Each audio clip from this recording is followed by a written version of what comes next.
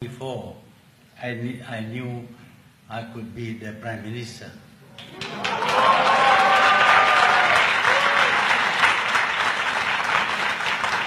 But having accepted before, I felt that it would be churlish for me not to attend simply because of my enhanced situation. So I came here not on an official visit, but rather in order to fulfill my promise to Nikkei that I would participate in this year's forum. But of course, since I've been elected as Prime Minister, the Japanese government decided to make it semi-official, I would say, and I will have a discussion with the Prime Minister, Mr. Abe.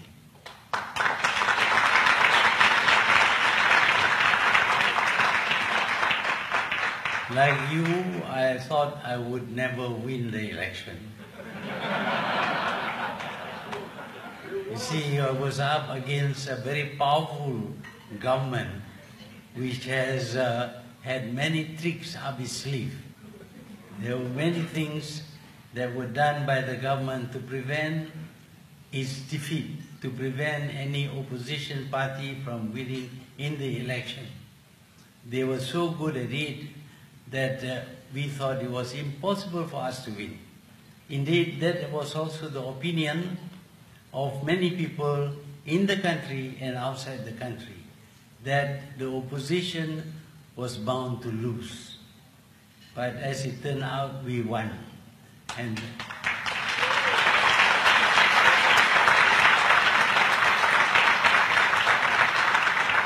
both the government and the opposition were so surprised that we were at a loss of words and we didn't know what to do.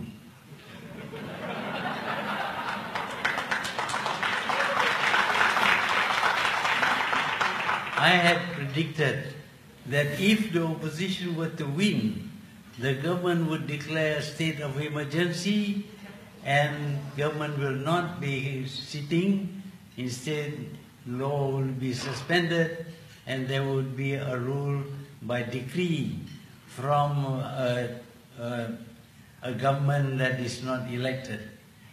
But I think Datuk Sri Najib was so surprised that he forgot what to do. It is on record that he asked Datuk Sri Anwar, "What should I do?" And Anwar's reply to him was that, "Well, you should resign."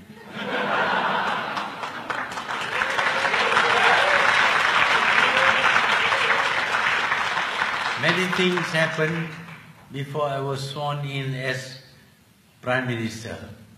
That is a long story. I will not bother you with it. But eventually, of course, late in the night, I was sworn in as Prime Minister, and I couldn't believe myself that I was Prime Minister again.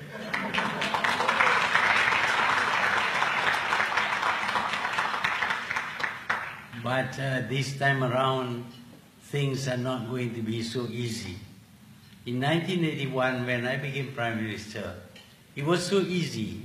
It was just a change of Prime Minister, and the government was the same. All you need to do is put in the slots which are already there. Debts amounting to more than $1 trillion ringgit. You know, before we never talk about billions even. We talk about millions, but now we talk about trillions, 12 zeros. That is what is meant by trillion. And the problem is, how do we repay this loan? And Najib took the easy way out. He sold land to raise money to pay debts.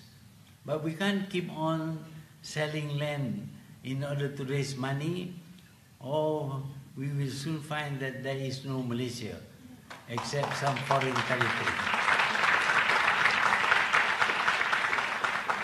So now we are busy trying to change things in order that we will be able to resolve the financial problem without hurting the country. I am lucky because for these studies, in-depth studies of the wrong things done by the previous government, I was able to rely on a group of people whom we call the eminent persons group.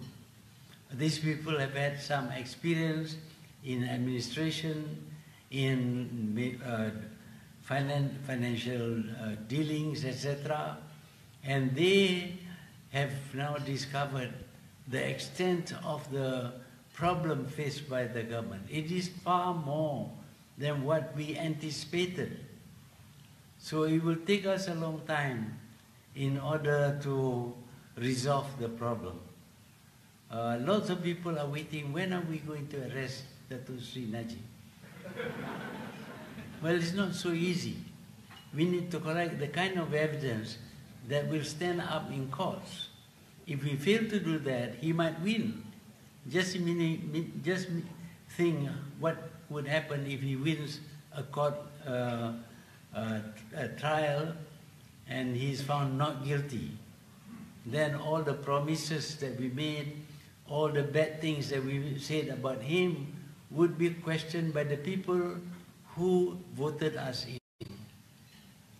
But we hope that we'll be able to gather enough evidence to charge him in court, and hopefully he will be found guilty, hopefully.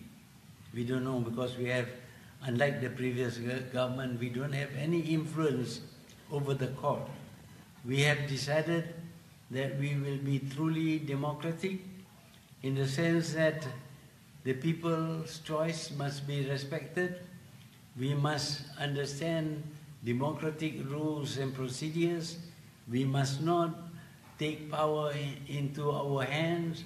Instead, power in the country must be divided between the legislative, the executive, and the judiciary. So this is a kind of check and balance to make sure that none of us do the wrong things.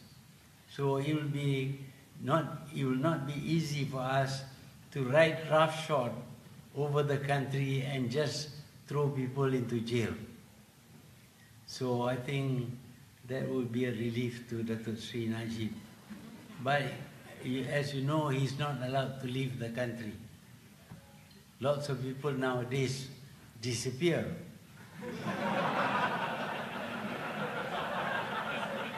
Even Jamal Tongkol has disappeared.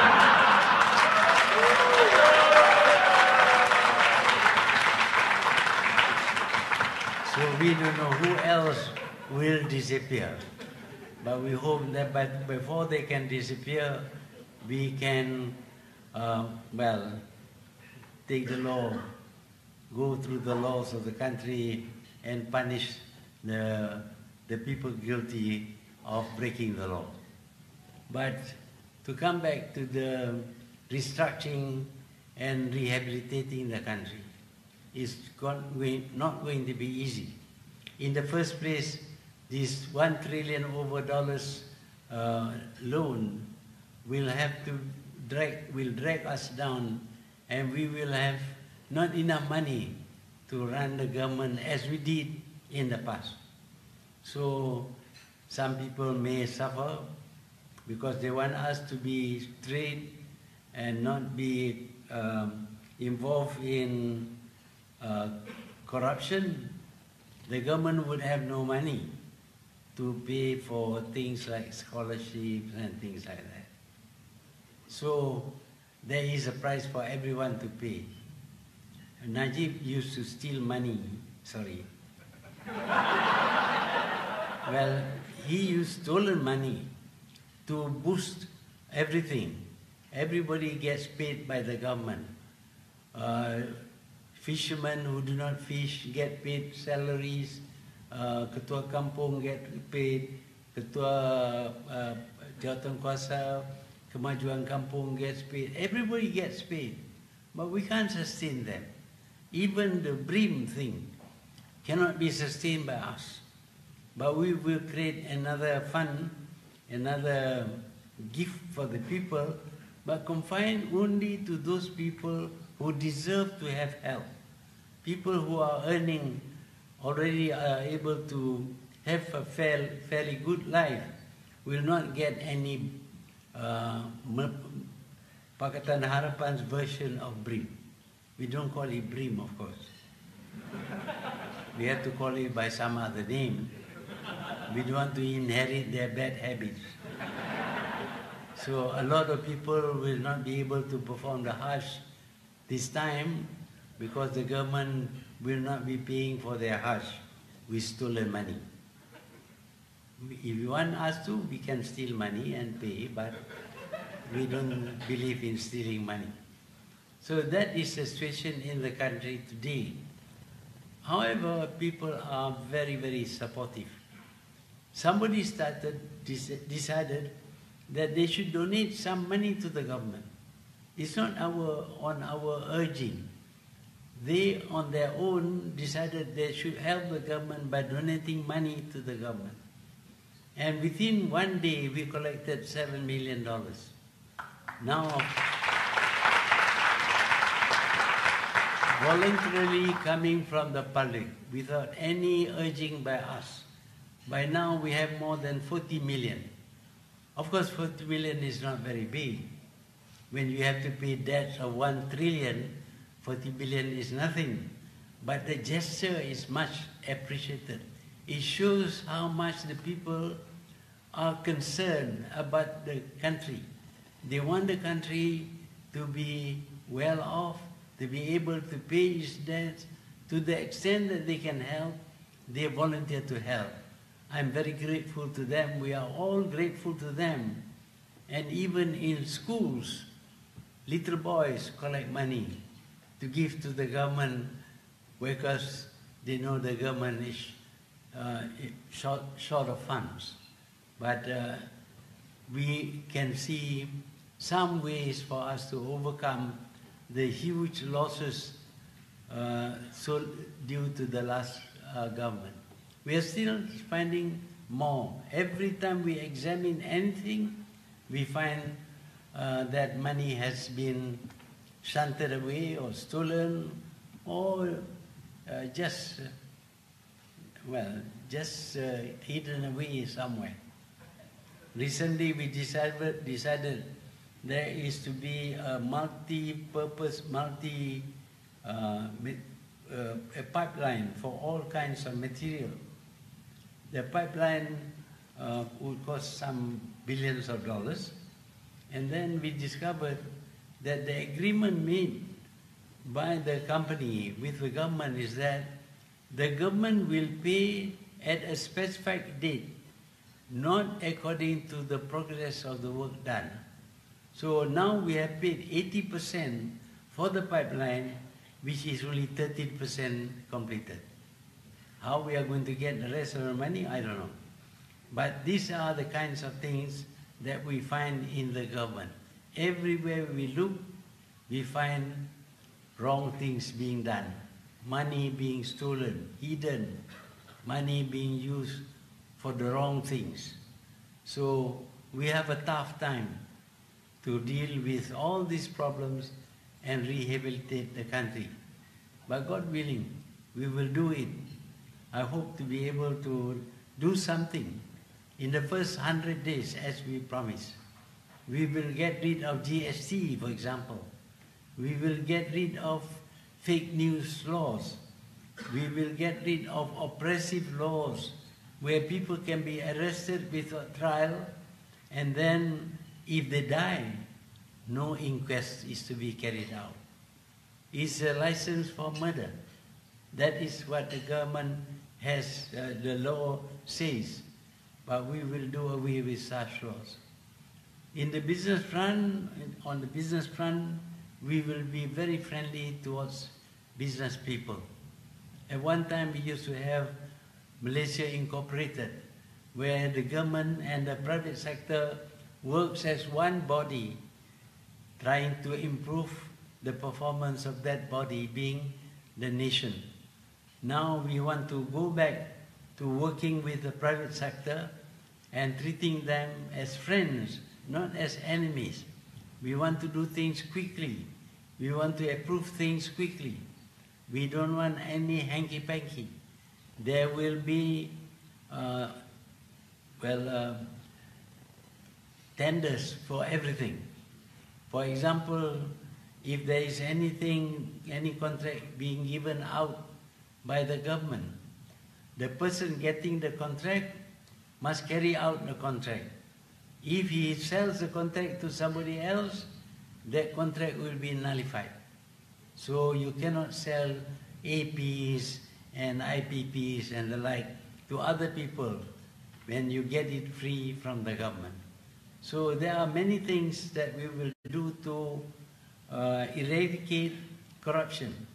I'm aware that it's not easy to eradicate corruption, but we will do our best.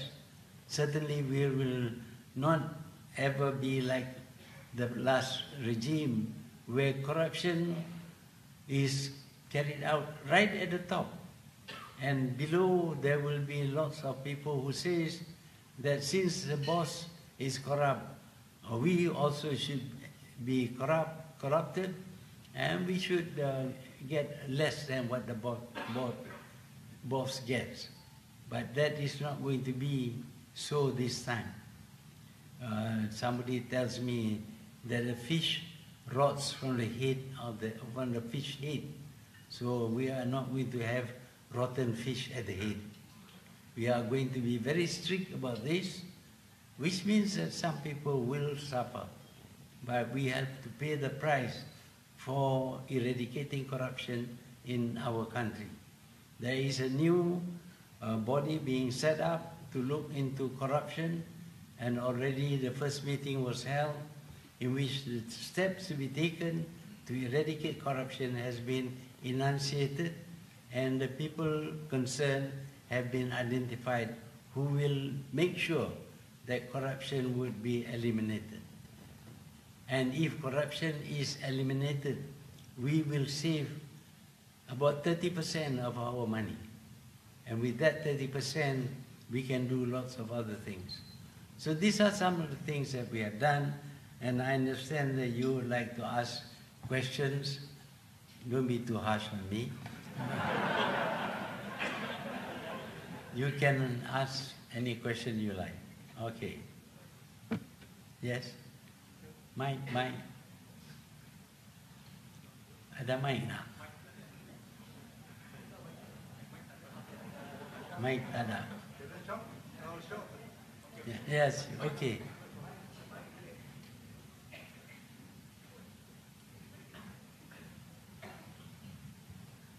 Thank you very much, Young Ahmad Tun Dr. Mahathir. Congratulations on a fantastic victory. We are all very, very supportive and very, very excited. My name is Chua Yao Han. I'm a Malaysian who came to Japan in 1978. I'm a long time in Japan. My company, my business now in Japan is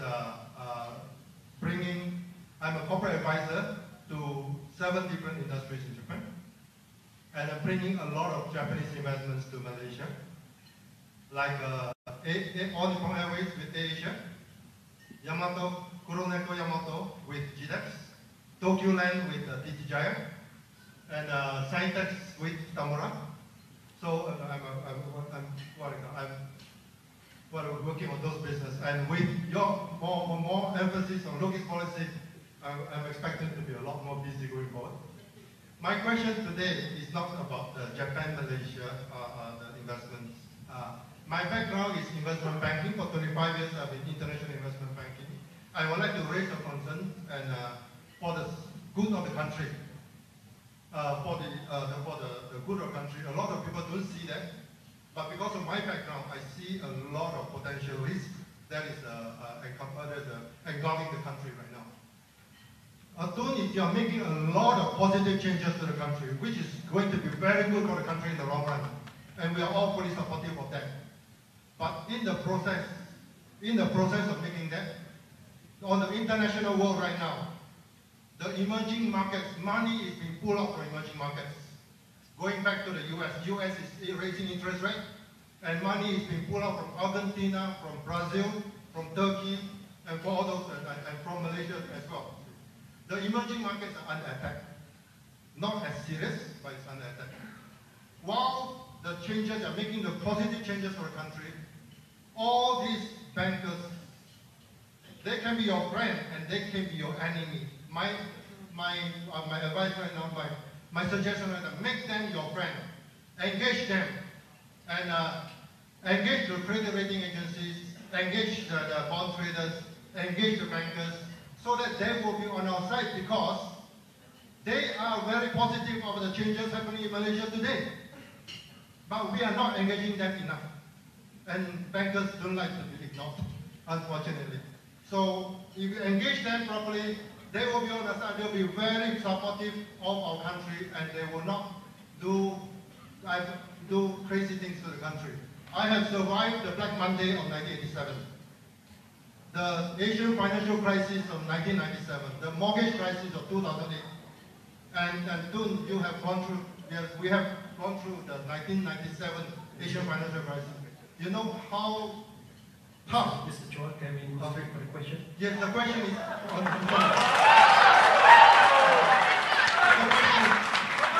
how are you going to actively engage the international financial community on the sovereign credit rating front and on the bond markets and on the bond market how are you going to actively engage the international finance community for the sake of the country? Thank you. Well, I should have thought that knowing what we are doing is for the good of the country, to reduce our debts, for example, to recover the economy, the financial health of the country. This in itself should persuade foreign investors to come to Malaysia. But unfortunately, they respond to immediate results. Of course, in immediate result, for example, we have to announce that we have a big debt, and they react to that by pulling out their money. It doesn't help. You see, we are trying to reduce the debts and rehabilitate the country.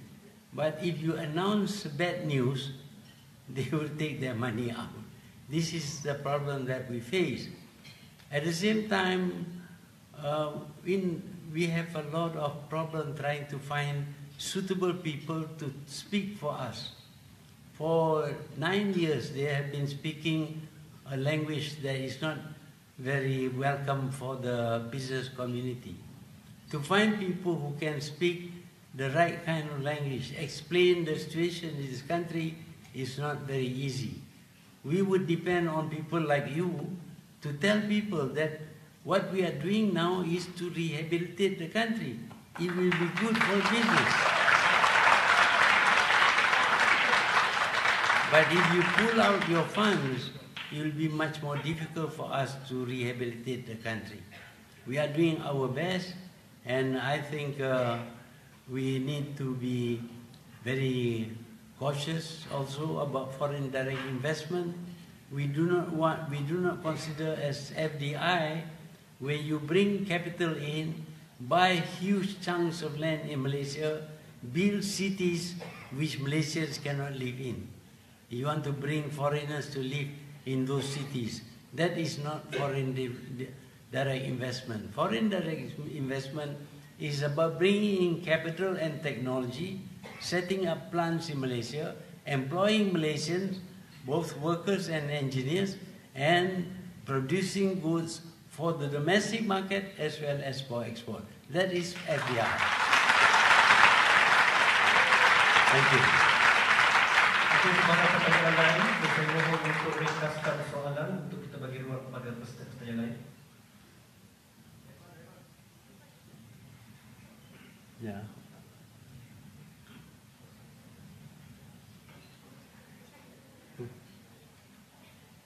Okay. Hello to Dr. Mahathir.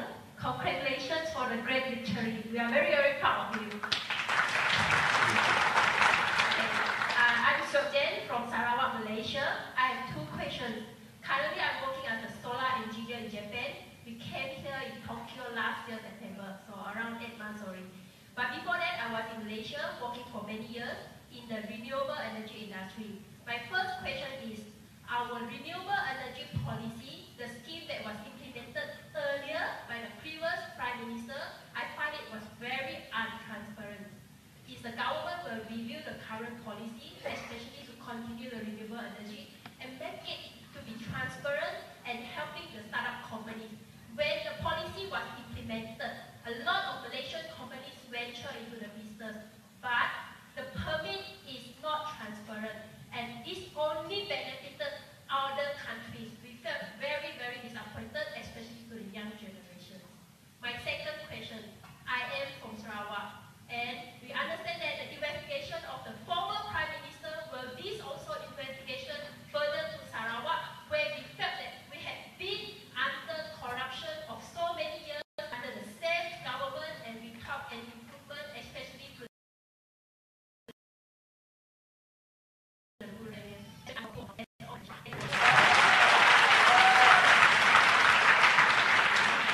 We have promised to investigate all corruption in the country, irrespective of which state or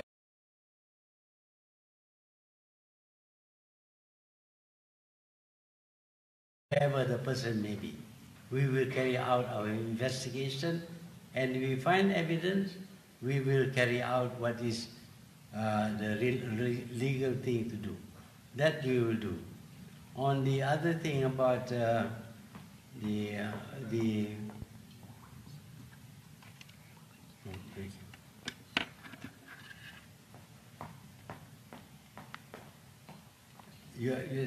first question was what? Renewable energy policy. Yes, we are all for renewable energy policy. We will reduce all the bureaucratic procedures as much as possible. Of course, there is a little need to control all development in the country, but we will minimize all development so that people can do business much more easily. No delays in giving permits. If there is a delay, we will take action against the people who delayed the permit. I remember when I became Prime Minister in 1981, Kuala Lumpur was flat, no high-rise building. And when I asked them why, they told me that it's difficult to get City Hall to approve permits for high-rise building. But after I changed the Lord Mayor and told the new Lord Mayor, who just died recently, that I need to have the approval within 2 weeks, or else he has to plan to prove to me why he couldn't approve. He couldn't approve the permit, and that resulted in high-rise building growing like mushrooms in Kuala Lumpur and the rest of the country. Thank you. One more question. Last question. Even in I'm very touched being here, and I'm very proud Malaysian today because we made a big change to the country and seeing a bright future to the country. Asking you a question, I think is too much. I'm here to suggest. So please straight to your question. Yes. I hope somebody from the Prime Minister office, somebody close to Tun, will take note of this. It is called Furusato Nose. What's that? It means paying tax to your hometown or home country. This has been a system in Japan allowing recovery of the states. If we can have agreement with countries, say, when you speak with the Prime Minister of Japan, asking for his permission to allow Malaysians to pay tax back to Malaysia.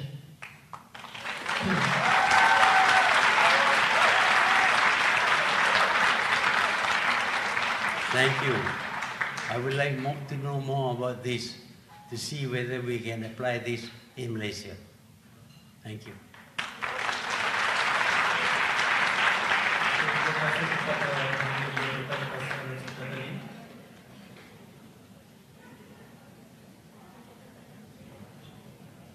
Terima kasih kepada Yang Amat Berhormat Tun Serta maklum bagi pertanyaan sebentar tadi.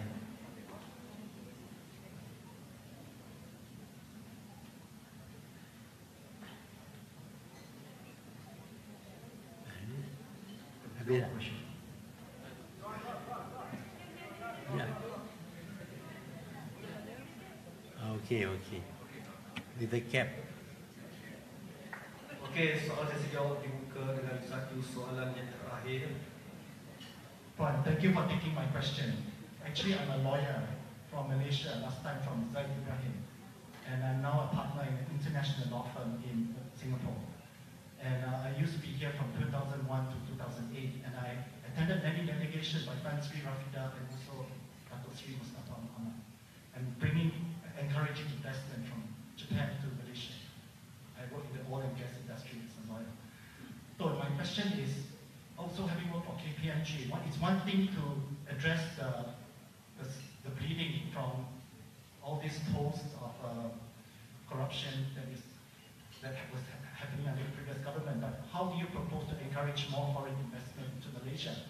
For example, there's no post of international trade minister or even domestic trade minister, and these are very basic, these are quite regular positions in previous cabinets, also under the administration.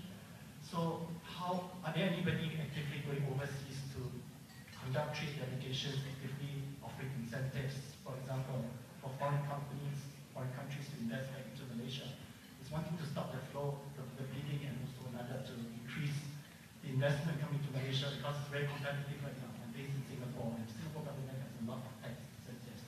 And a lot of international companies set up a holding company in Singapore before they go across Southeast Asia.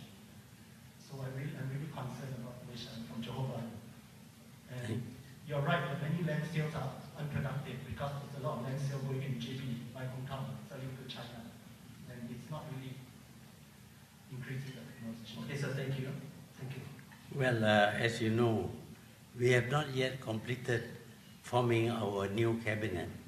We have only started with a core cabinet of 13 people, but that does not include international trade.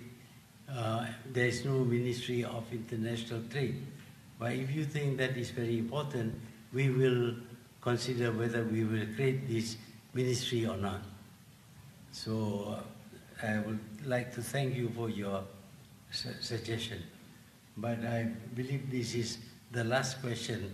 Can I have my last say? Okay.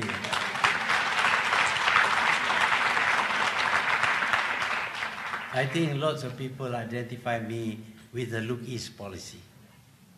And lots of people think, at one time they thought the Look East policy was so much nonsense. Why don't you look at the West?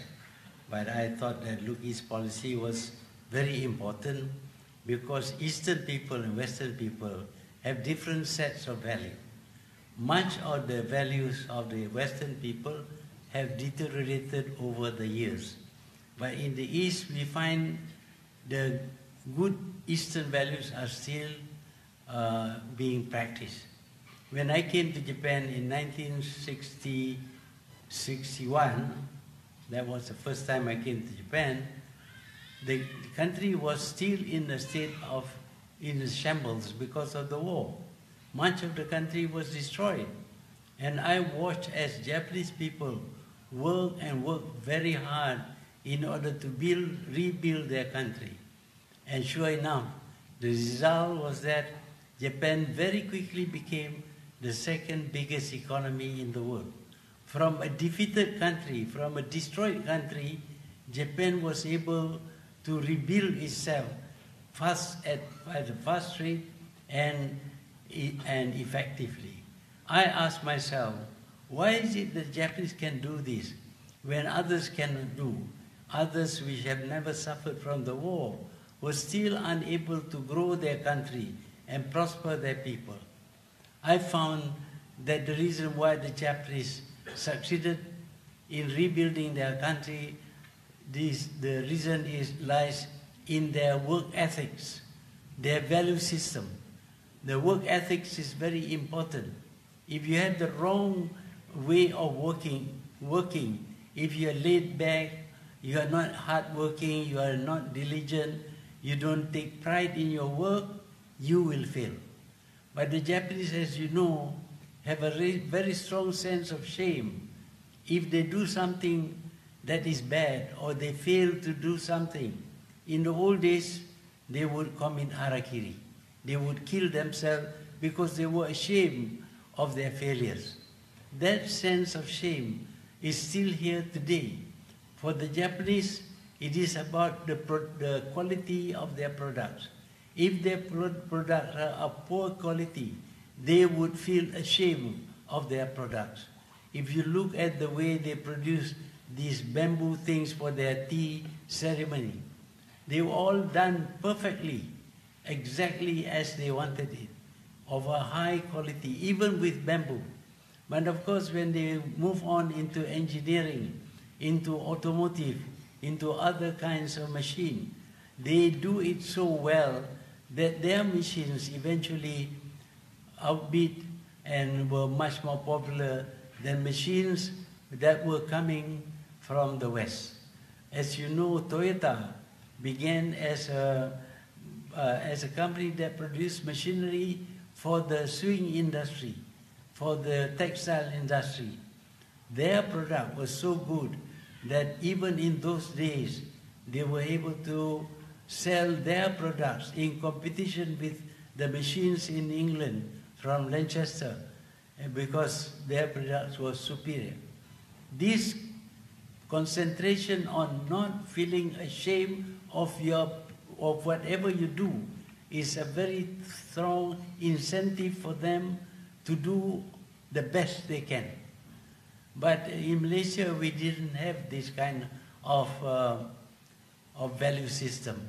We don't feel ashamed of what if we produce sloppy products which are of poor quality. We just want to do the work from 8 to 4 o'clock, and then you are finished. Whether what you did was good or not did not seem to matter. But the Japanese are different. They want to produce the best that they can. That is why Japanese motor cars are very much valued in Malaysia and in elsewhere. They are usually of very high quality. We should have this sense of shame in Malaysia. In Malaysia, you are ashamed if you are caught standing naked. That's malu lah. That's all you think about shame. But to feel ashamed that you have failed to deliver the goods, that is not a Malaysian value. But if we can learn from the Japanese and adopt their idea that it is shameful to produce poor quality goods or to fail to deliver the goods, then you are bound to succeed because your product will be of the highest quality possible. That was what I noticed when I first came here in 1961. I saw the Japanese working very hard to rebuild their country, which was going to have the Olympics held in 1964. They were working very hard. And if you read the book by Akio Morita, the founder of Sony, he will tell you that initially when they were poor, they used to pay their workers with only one ball of rice and some soy sauce. But their workers work hard, build the company, build the country. And today, the Japanese worker is much more well paid than many workers in other countries, and certainly better than workers in Malaysia. So when we formulated the Look East policy, it is not just about investment from Japan. It is not just about coming to study in Japan. It is about acquiring also the Japanese work ethics, the Japanese sense of shame whenever they fail to deliver what they promised to deliver. I hope all of you who are in Japan will notice this and try to emulate this, because if you come back with that kind of Japanese thinking, Japanese value system, Japanese sense of shame, Malaysia will be like Japan within a short space of time. I thank you. Terima kasih diucapkan kepada Yang Amat Berhormat Dr. Mahathir atas ucapan dan amanah kerja dan bagi pertanyaan kepada sebentar tadi.